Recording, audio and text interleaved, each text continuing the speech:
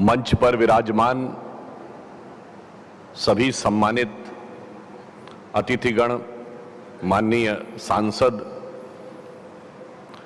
इस संगठन के भिन्न भिन्न दायित्वों का निर्वहन कर रहे वरिष्ठ पदाधिकारीगण एवं आमंत्रित अतिथि, इस सभागार में उपस्थित सभी चेतना के उन्नयन की साधना में लगे हुए सभी साधक भाइयों और बहनों,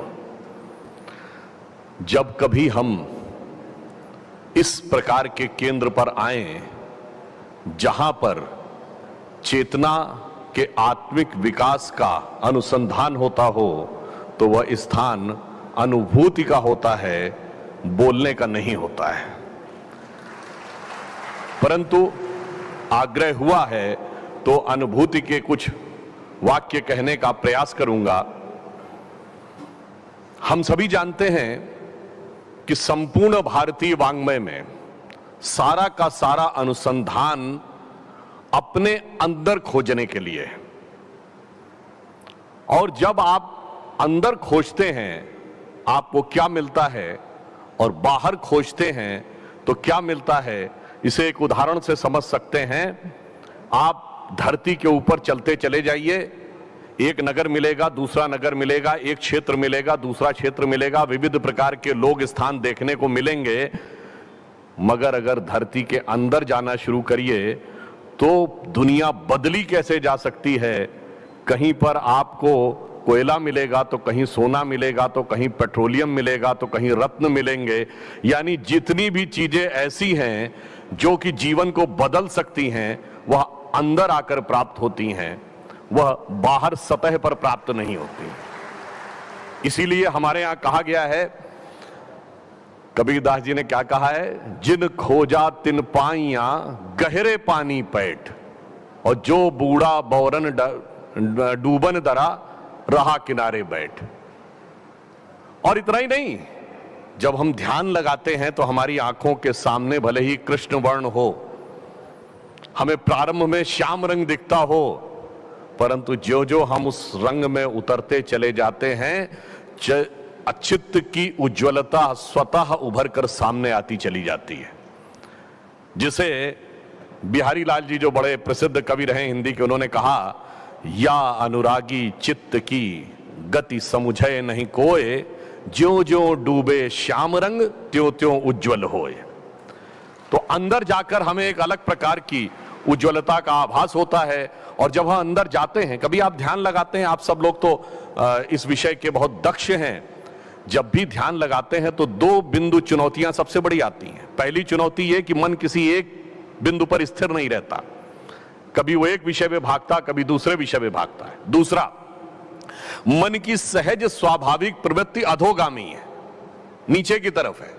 यदि मनुष्य के ऊपर मर्यादा, समाज, नियम, कानून के बंधन ना हो तो 100 में से 99 मनुष्य पाश्विक प्रवृत्तियों की तरफ बढ़ने की संभावना रहती। यानी जो जी में आए वो करें और जो जी में चाहें उसको ग्रहण कर लें, मानवीय और दैवीय मूल्य की तरफ जाने की संभावना मुश्किल होती है। इसीलिए हमारे यहां सारा अनुसंधान किस बात पे है कि जो अधोगामी प्रवृत्ति है, डाउनवर्ड टेंडेंसी है, वो डाउनवर्ड टेंडेंसी को किस प्रकार से स्थिर करके अपवर्ड टेंडेंसी की तरफ ले जाया जाए, सारा का सारा अनुसंधान इसके लिए है।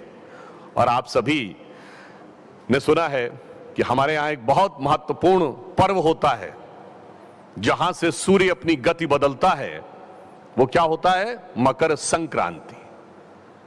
उसको संक्रांति क्यों कहते हैं? क्योंकि उस दिन सूर्य दक्षिणायन से उत्तरायण होते हैं, यानी डाउनवर्ड से अपवर्ड होते हैं। अब मैं इसी विषय को जरा विराट रूप में देखूं तो स्वतंत्रता का अमृत महोत्सव वर्ष है। हम दुनिया के एकमात्र बड़े देश हैं। आपने हिस्ट्री में पढ़ा होगा तो हर बड़े देश में क्रांति हुई है। चाइना की क्रांति सुनी है हमने, फ्रांस की क्रांति सुनी है, ब्रिटेन की क्रांति सुनी है, रूस की क्रांति सुनी है, अमेरिका की क्रांति सुनी है, सिर्फ भारत में क्रांति नहीं सुनी है। क्यों? क्रांति वहां होती है जहां सब कुछ बाहर पाने की इच्छा हो, परंतु जहां अंदर खोजने की प्रयास होता है वहां संक्रांति होती है। इसलिए इस देश में क्रांति नहीं, संक्रांति घटित होती है। और यहीं से वो वैल्यू बेस्ड सिस्टम आता है, वहीं से वो वैल्यू बेस्ड गवर्नेंस आती है। क्योंकि हम संक्रांति के देश थे, इसलिए हम ही दुनिया के एकमात्र बड़े देश हैं जो दुनिया के ज्यादातर समय सबसे ताकतवर रहते हुए किसी दूसरे देश पर हमने आक्रमण नहीं किया, किसी दूसरे देश का हमने अधिग्रहण नहीं किया। हमारे यहां इन्वेजन का कोई कॉन्सेप्ट ही नहीं था, क्योंकि हमें दुनिया को नहीं जीतना था, जीतना हमें अपने को था। इसे मैं एक उदाहरण देना चाहता हूं। जब अलेक्जेंडर भारत आया तो उसके गुरु अरिस्टोटल पर्शिया में, यानी आज के ईरान में रुक गए। तो अलेक्जेंडर ने कहा मैं भारत जा रहा हूं जो दुनिया का सबसे समृद्ध देश है और यहां अनेक प्रकार की कीमती चीजें हैं, तो गुरुदेव मैं आपके लिए कौन सी ऐसी चीज लेके आऊं, आप मुझे आदेश करें कि मैं कौन सी कीमती चीज लेके आऊं। तो उसके गुरु ने कहा कि तुम हीरे जवाहरात कितनी भी कीमती चीज ले आओ, मेरे लिए किसी काम की नहीं है। मैंने सुना है कि वहां कुछ फिलोसफर्स होते हैं जिन्होंने बहुत गहरा ज्ञान अर्जित कर रखा होता, उनमें से अगर कुछ एक लोगों को तुम साथ में ला पाओ, शायद उनसे बातचीत करके मेरे ज्ञान की वृद्धि हो सके। मगर जब वो तक्षशिला में आता है और उसके सैनिक आकर कहते हैं आचार्यों से कि आप चलिए, तो वो जाने से मना कर देते हैं। तो कहते हैं ये विश्व विजेता सिकंदर का आदेश है। तो जानते हो आचार्य क्या जवाब देता है? उसे तुम विश्व विजेता कहते हो जो अपने हृदय में उत्पन्न हुई विश्व विजय की इच्छा से इस कदर पराजित हो गया कि उसने हजारों लाखों लोगों को मौत के घाट उतार दिया। उसे विश्व का सबसे पराजित व्यक्ति कहोगे या जीव व्यक्ति? तो उन्होंने कहा तुम्हें पता नहीं है, हम तुम्हें समाप्त कर देंगे। तो उन्होंने कहा मैं तो शरीर हूं ही नहीं, मैं तो आत्मा हूं जिसे न काटा जा सकता है, न नष्ट किया जा सकता है, न जलाया जा सकता। उसे समझ ही में नहीं आया और वो 300 आचार्यों को बंदी बना के ले गया, परंतु उन सब ने अन्न जल त्याग कर अपने प्राण त्याग दिए और वो नहीं ले जा पाया, क्योंकि ये भारत एक अलग प्रकार का राष्ट्र है। मैं एक उदाहरण देना चाहता हूं। सिर्फ आज से 60-70 साल पहले इस बात को लेकर भारत का, भारतीय संस्कृति और हिंदू धर्म का मजाक उड़ाया जाता था कि यहां कहा जाता है कि ज्ञान प्राप्त करना है तो ध्यान लगा के बैठो। अरे भाई, ध्यान लगाने से कोई ज्ञान प्राप्त होता है?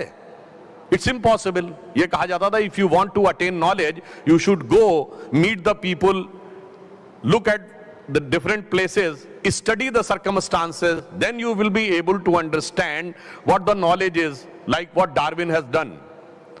अब मैं पूछना चाहता हूं, आज सिर्फ 50-60 साल गुजरे हैं और नई टेक्नोलॉजी ने हमें क्या सिखाया है?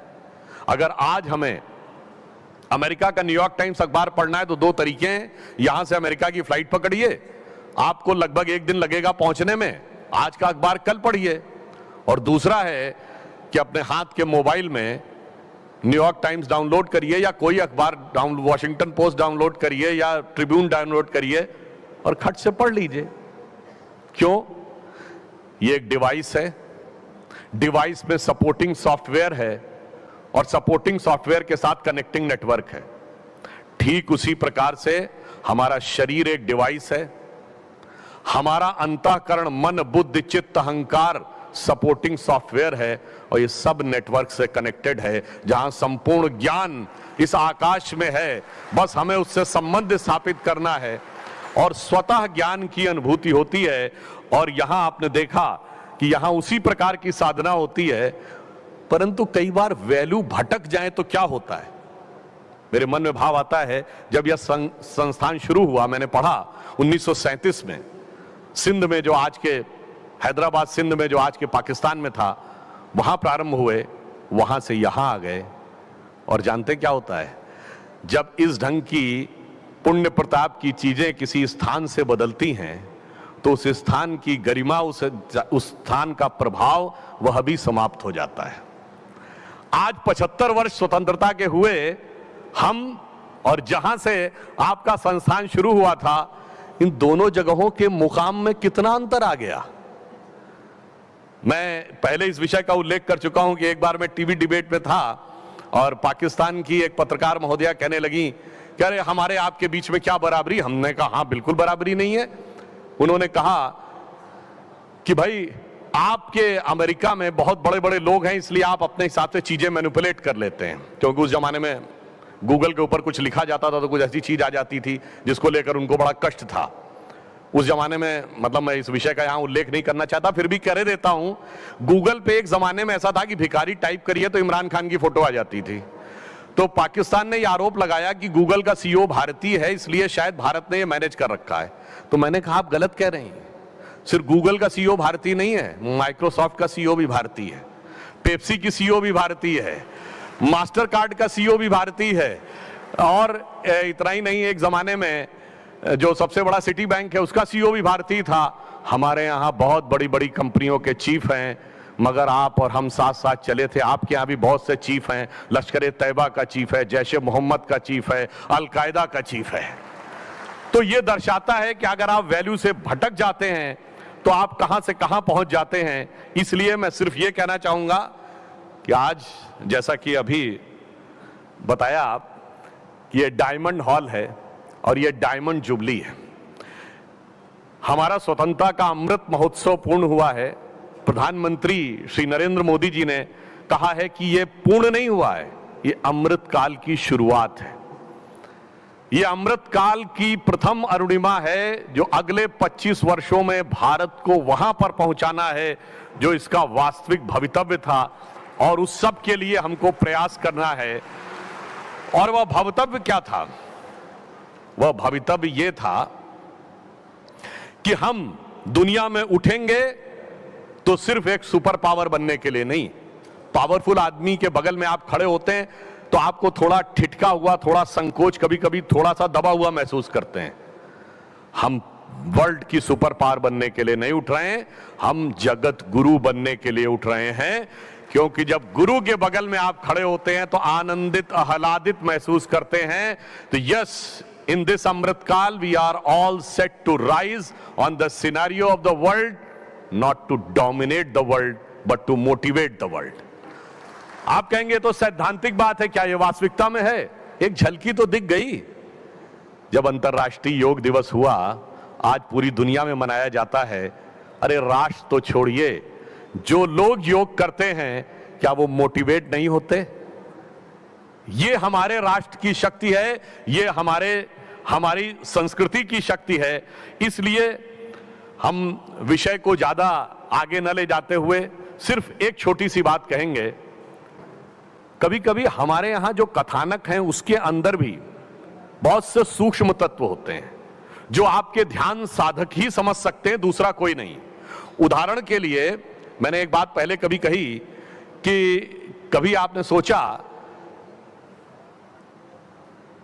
कि सीता जी जब वन में थीं और मृग सोने का दिखा और उन्होंने भगवान राम से कहा जाओ सोने का मृग होता है, जरा इसके पीछे अनुसंधान करो जाके, इसका अर्थ क्या है? आप सब ने संस्कृत का वह कहावत सुनी होगी, विनाश काले विपरीत बुद्धि, परंतु इसका पूर्ण श्लोक जानते क्या है? वो ये है, न निर्मिते न दृश्यते कदैव न श्रूयते स्वर्णमयी कुरंगी तथापि तृष्णा रघुनंदनस्य विनाश काले विपरीत बुद्धि। इसका अर्थ न कभी बना, न कभी देखा गया, न कभी सुना गया कि सोने का हिरण होता है, फिर भी तृष्णा ने रघुनंदन को ऐसा घेर लिया भगवान को कि वो उसके पीछे चले गए। इसका अर्थ जानते क्या है? हिरण प्रतीक है मन के सुंदर, सुखद आनंद और संतोष का। सोना धन संपत्ति का। धन संपत्ति में सुख नहीं होता है, इसीलिए सोने का हिरण नहीं होता है।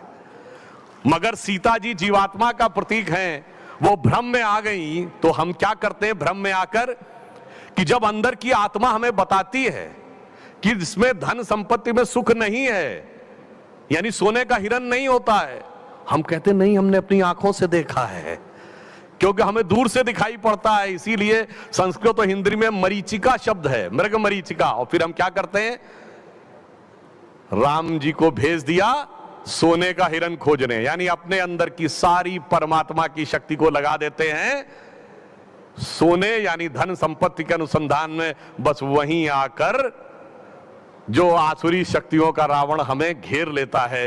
यह इस बात का प्रतीक है कि हमें मन को कहां केंद्रित करना है और कहां नहीं केंद्रित करना है। और इसमें एक और वाक्य अंत में कह दूं, ये रावण के जब 10 सिर कटते थे तो एक सिर कट के दूसरा क्यों खड़ा हो जाता था, और भगवान इसको रोक नहीं पाते थे। और अंत में कहा गया कि नाभि पे जब वो आक्रमण करेंगे, नाभि ध्वस्त होगी तभी उसके सर उगने बंद होंगे। उसका कारण जानते क्या है? रावण के 10 सिर 10 इंद्रियों के प्रतीक हैं। एक सर कटता है, दूसरी इच्छा पूरी हो जाती है, तो इसका अर्थ हुआ किसी इंद्री की कोई इच्छा पूरी करिए वो तुरंत दोबारा आ जाएगी और भगवान भी उसे रोक नहीं सकते। केंद्र में आकर जानते कैसे रुकता है? एक सर्किल होता ना, वृत्त, वृत्त की परिधि पर घूमते रहिए, उस वृत्त का कभी अंत नहीं मिलता है। एक चक्कर काटेंगे दूसरा चक्कर आगे दिखने लगता है। इसलिए जब तक आप परिधि पे रहते हैं सर कटकर उगते रहते हैं, जब वृत्त का केंद्र में जाते हैं तो आपको वृत्त का वहां पे मूल स्रोत समझ में आता है। यह इस बात का प्रमाण है कि क्यों नाभि पर जाकर, यानी अपनी आत्मा के केंद्र में जाकर हम यह तय करते हैं। इसलिए मैं सिर्फ यह कह के विषय को समाप्त करता हूं कि स्वतंत्रता के इस अमृत महोत्सव में हम विश्व के सबसे युवा देश हैं। यह सत्य है, परंतु यह पूर्ण सत्य नहीं है। पूर्ण सत्य यह है कि हम सबसे युवा देश और सबसे प्राचीन सभ्यता है। We are the youngest nation and the oldest civilisation. इसलिए हमने बहुत कुछ किया है, परंतु अभी भारत के वास्तविक स्वरूप को आगे बढ़ाने के लिए बहुत बड़ा यज्ञ बाकी है। इस सब में हम सबको योगदान देना है, मिलकर देना है। तो मैं अटल जी की पंक्ति कह के विषय समाप्त करता हूं, आहुति बाकी यज्ञ अधूरा। और कभी कभी अपने ही लोग इन विचारों के खिलाफ खड़े हो जाते हैं। तो आहुति बाकी यज्ञ अधूरा, अपनों के विघ्नों ने घेरा, अंतिम जय का अस्त्र बनाने, नव दधीच हड्डियां गलाएं, आओ मिलकर दिया जलाएं, आओ मिलकर दिया जलाएं। धन्यवाद।